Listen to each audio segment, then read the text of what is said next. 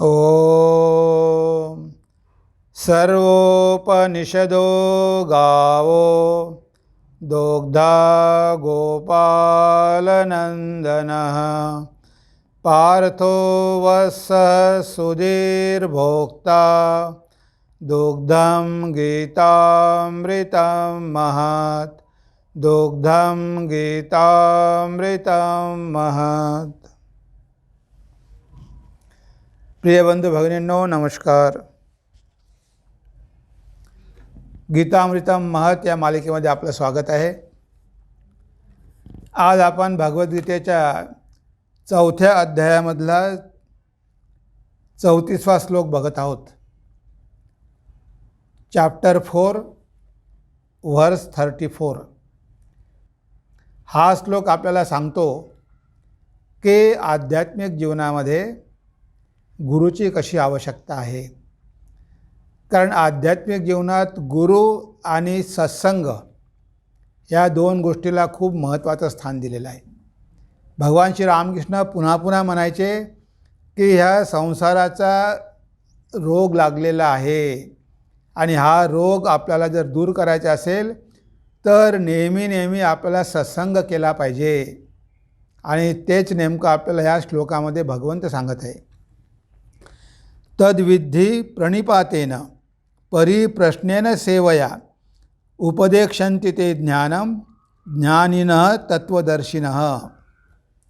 म्हणजे इथे भगवंत काय म्हणतात की तुम्हाला जर आध्यात्मिक ज्ञान पाहिजे असेल तर त्यासाठी कोणत्या तरी व्यक्तीचा की ज्या व्यक्तीला आध्यात्मिक जीवनामध्ये अनुभव आलेला आहे, ज्या व्यक्तीने ते ज्ञान प्राप्त करून घेतलेलं आहे, अशा व्यक्तीला तुम्ही आपला गुरु मानलं पाहिजे किंवा त्याचा तुम्ही आश्रय घेतला पाहिजे, त्याचा तुम्ही संग केला पाहिजे, त्याचं मार्गदर्शन घेतलं पाहिजे।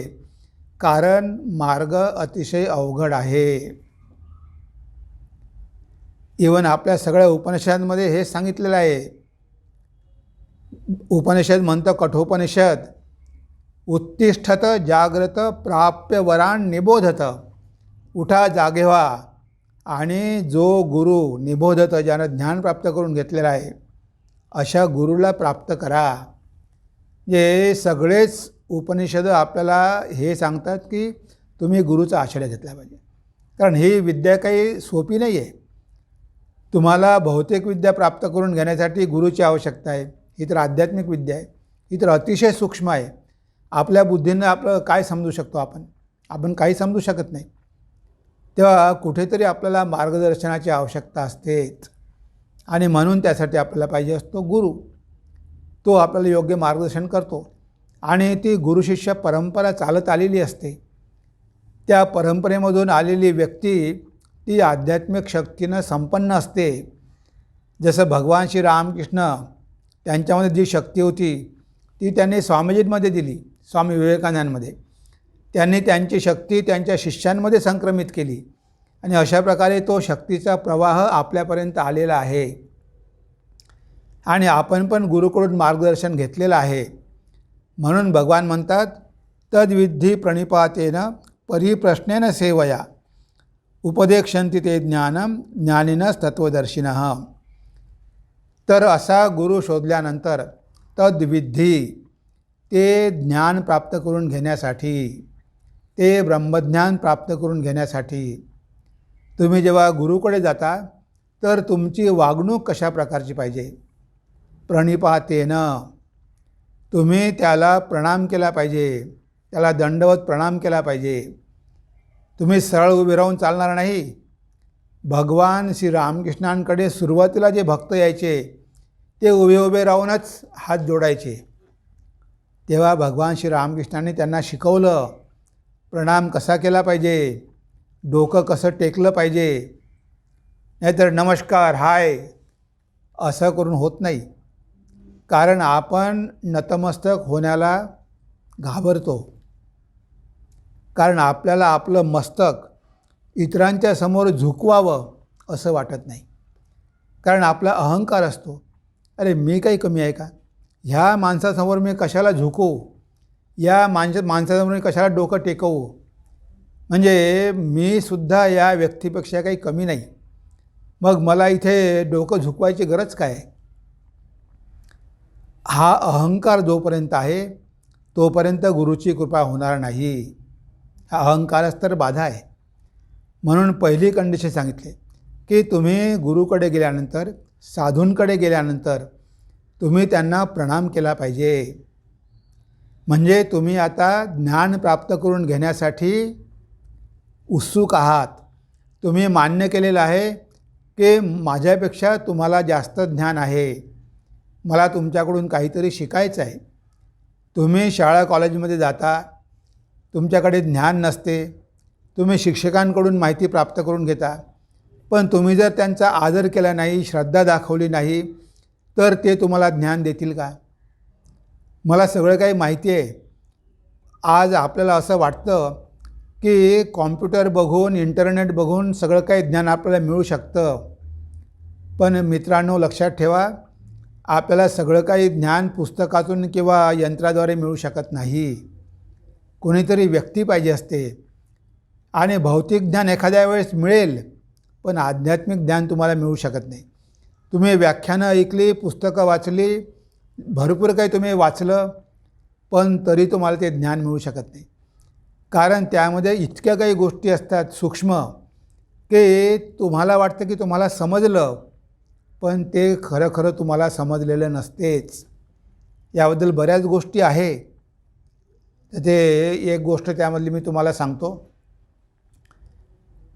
की एकदा एका व्यक्तीनं पुस्तकामध्ये वाचलं की अशी अशी प्रोसेस केली, या एवढ्या एवढ्या वस्तू घ्यायच्या, त्या वस्तू मिसळायच्या आणि मग त्यामध्ये काही केमिकल टाकायचं आणि शेवटी सगळं ते मिक्स केल्यानंतर त्यामध्ये लिंबाचा रस टाकायचा आणि लिंबाचा रस टाकल्यानंतर ते सगळं मटेरियल सोन्यामध्ये कन्वर्ट होईल, त्याचं सगळं सोनं होऊन जाईल, असं एका व्यक्तीनं लिहून ठेवलेलं आहे. आता त्यानं बरोबरच लिहून ठेवलेलं आहे. आता आपल्या ऋषींनी सांगून ठेवलेलं आहे की तुम्ही असं असं करा, तुम्हाला ज्ञान प्राप्त होईल. तुम्हाला सांगितलं आहे की ही प्रोसेस आहे, असं करा तुम्हाला ज्ञान प्राप्त होईल. पण त्या गोष्टी काही काही फार सूक्ष्म असतात. तेव्हा एका व्यक्तीनं आपली सगळी इस्टेट विकली आणि सगळं मिळवलं, केमिकल टाकलं, सगळं झालं आणि त्यामध्ये निंबाचा रस पिळायचा. त्यानं चाकूनं निंबू कापलं आणि त्यामध्ये रस पिळला, पण त्याला काही सोन्याचा कलर आलाच नाही, ते सोनं झालंच नाही.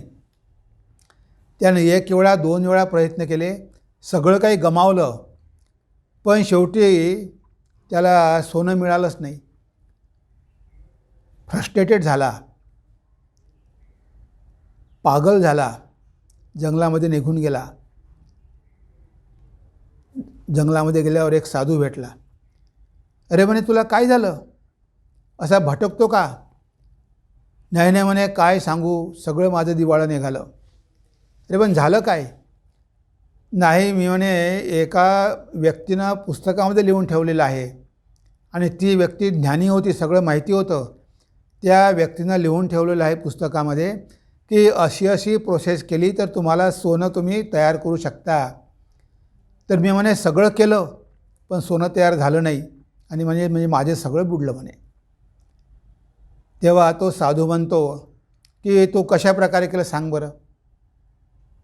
तर तो म्हणाला की हे असं लिहिलेलं आहे की ह्या गोष्टी जमवायच्या, मग त्याचं आपल्याला हे मिक्स करायच्या आणि त्यामध्ये केमिकल टाकायचं.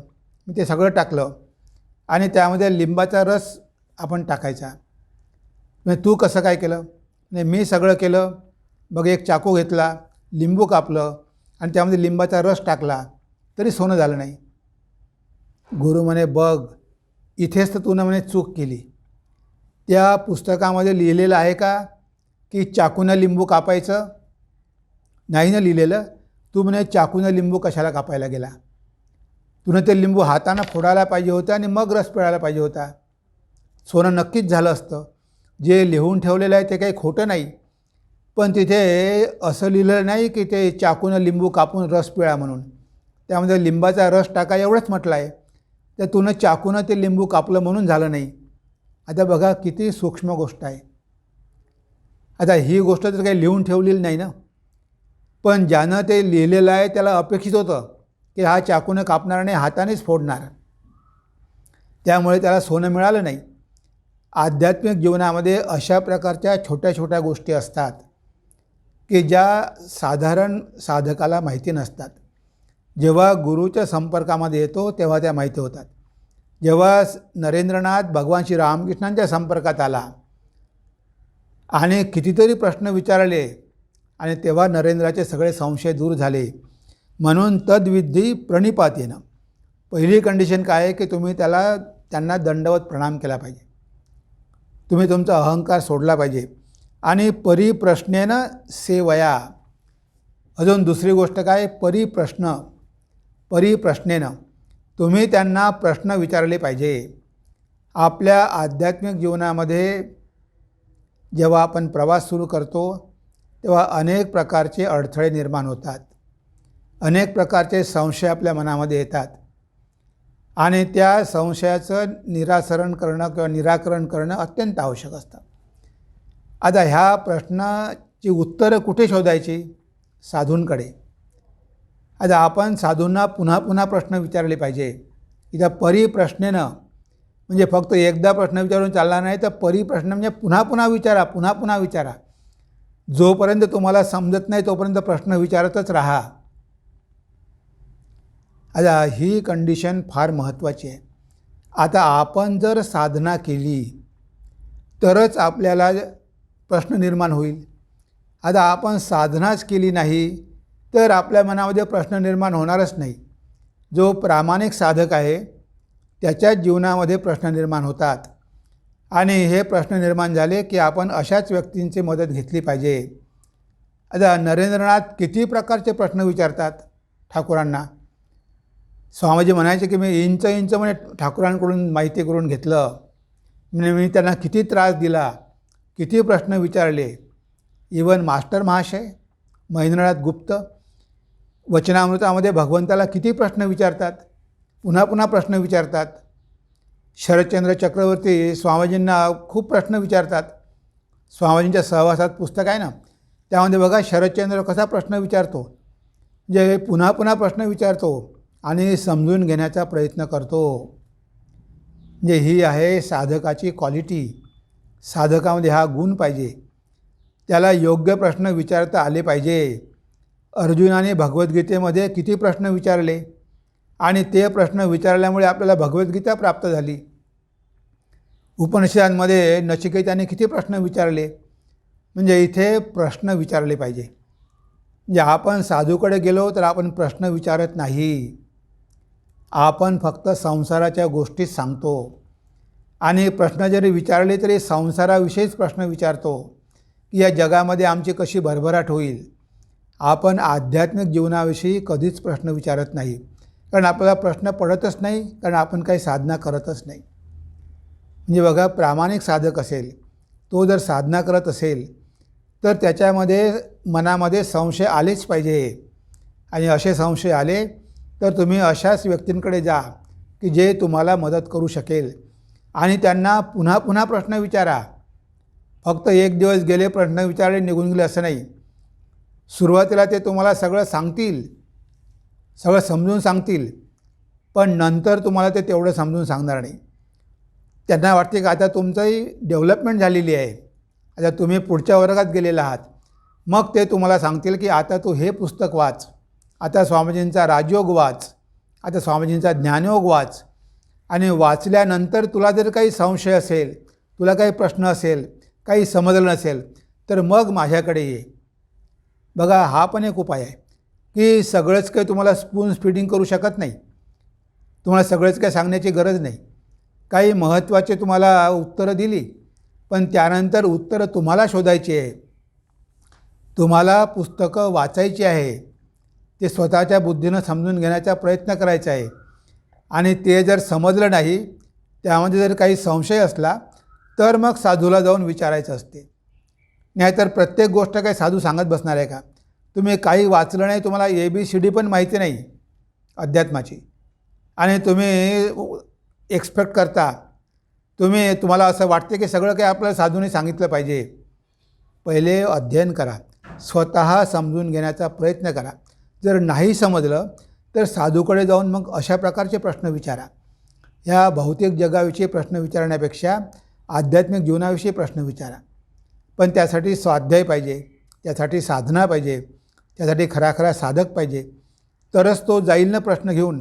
ज्याच्या मनामध्ये प्रश्नच निर्माण होत नाही तो कशाला जाईल.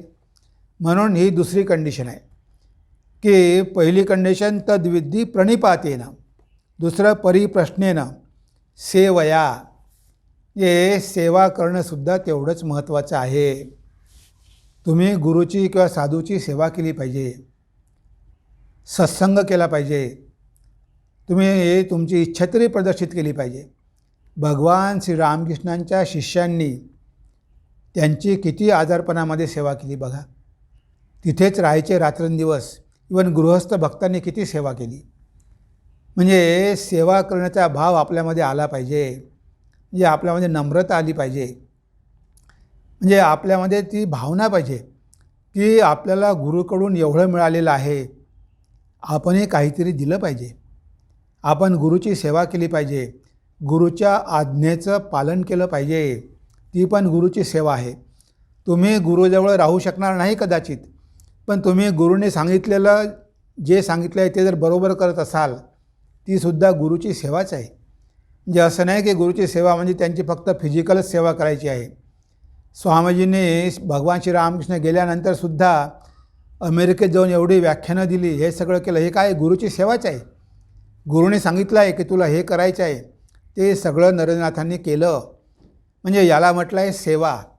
गुरुने तुम्हाला जे करायला सांगितलं, जी सेवा करायला सांगितली, जे काम करायला सांगितलं ते केलं पाहिजे. स्वामीजींचा एक शिष्य होता स्वामी कल्याणानंदजी.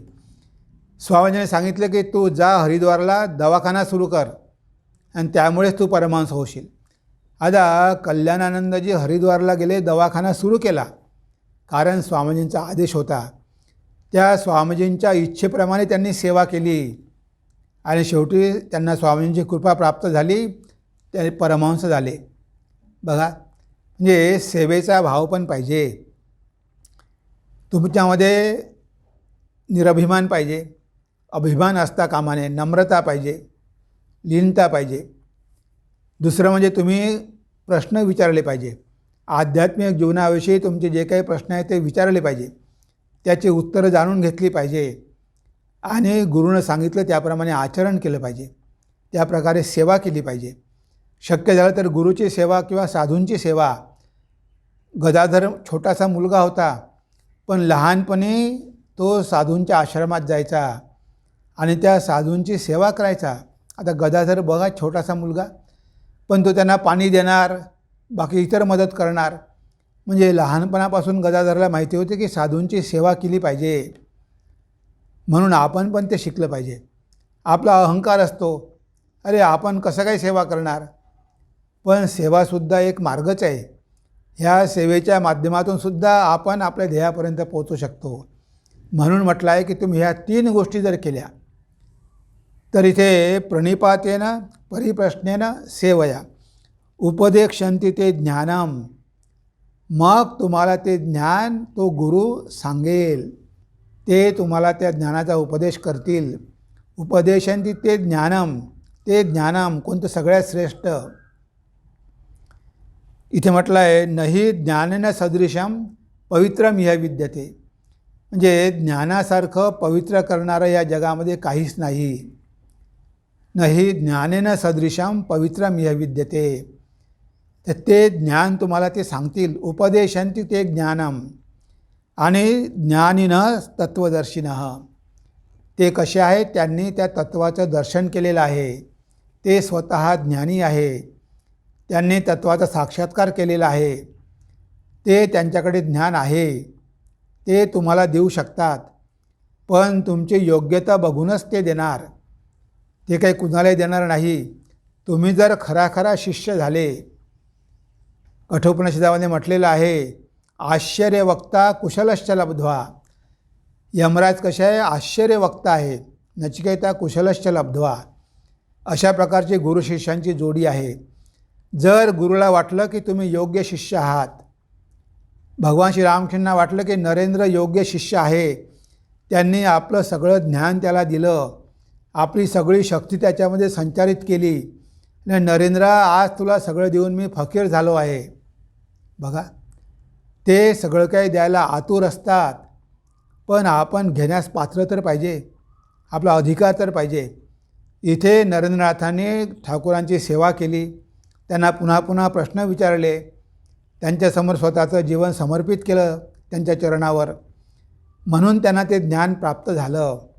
उपदेशन्ति ते ज्ञानम, तर ते ज्ञान तुम्हाला ते देतील, कारण ते कसे आहे, तत्वदर्शी आहे. ज्ञानिनस तत्वदर्शिनः. तर आत्मज्ञान प्राप्त करून घेण्यासाठी ह्या गोष्टींची पण आवश्यक आहे. साधुसंग पाहिजे, गुरु पाहिजे, त्यानंतर आपला अधिकार पण पाहिजे, आपली पात्रता पाहिजे, आपल्यामध्ये नम्रता पाहिजे. आपण अहंकार घेऊन गेलो, गुरुची परीक्षा घ्यायला गेलो, साधूची परीक्षा घ्यायला गेलो, उलटेपालटे प्रश्न विचारले, कारण आपला उद्देश काही ईश्वराला करून घेणं नाही, परीक्षा घेणं आहे, बघू याला किती माहिती आहे. अशा तुम्ही मनोभावानं जर गेलात तर तुम्हाला काहीही प्राप्त होणार नाही. तुम्ही खरोखर साधक होऊन ज्ञान लाभाच्या इच्छेनं गेला, नम्र होऊन गेला, प्रश्न विचारले आणि गुरूंची सेवा केली, तर आपोआप ते ज्ञान तुम्हाला दिल्याशिवाय राहणार नाही. तुम्ही त्यांचे आवडते शिष्य बनाल आणि ते कृपा करून तुम्हाला ते ज्ञान देतील. म्हणून इथे सांगितलं आहे की ते ज्ञान प्राप्त करून घेण्याची ही जी प्रोसेस आहे, आध्यात्मिक जीवनामध्ये ही परंपरा आहे, त्या परंपरेप्रमाणेच आपण प्रयत्न केले पाहिजे. शॉर्टकट करण्याचा प्रयत्न करू नये. पुस्तकं वाचून काही आपल्या प्रश्नाचे उत्तर मिळत नाही. तुमची आध्यात्मिक शक्ती वाढली, समजण्याची योग्यता वाढली, तर तुम्हाला पुस्तक वाचून पण समजेल. पण सुरुवातीला तुम्हाला मार्गदर्शन घ्यावंच लागेल. आणि कोणती पुस्तकं वाचावी हे सुद्धा तुम्हाला गुरु किंवा साधूच सांगेल. तुम्ही काही सगळीच पुस्तकं वाचू शकत नाही, त्यामुळे गोंधळ उडेल. तेव्हा ह्या सगळ्या गोष्टी खूप आवश्यक आहे. जे आध्यात्मिक जीवनामध्ये जर आपल्याला पुढे जायचं असेल तर ह्या सगळ्या गोष्टींची अतिशय आवश्यकता आहे. हेच भगवंत आपल्याला या श्लोकाच्या माध्यमातून सांगत आहे. तेव्हा आज आपण आपल्या चिंतनाला इथेच विराम देऊया. नमस्कार, धन्यवाद. ओम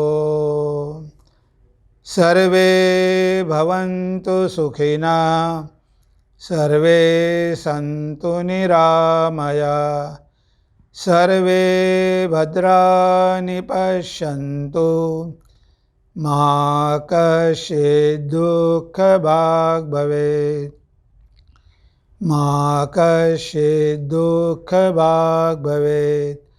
ओम शांति शांति शांति. हरि ओम तत्सत्. श्रीरामकृष्णार्पणमस्तु.